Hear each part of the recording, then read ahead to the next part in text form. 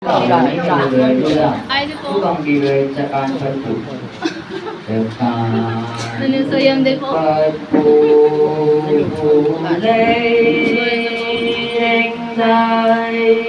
ikalyam kadai ay turang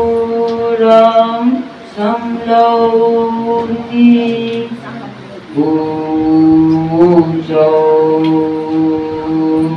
này muốn năm sắm lâu đi châu hey hãy muốn năm sắm loan ni bụi đuôi na lây sáng quay rái lâu bu ai vô hề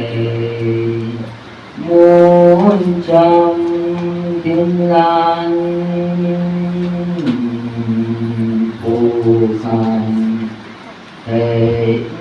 người đại răng tai mang hề ca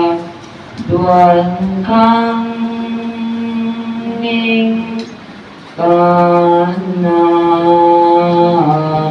san quay ra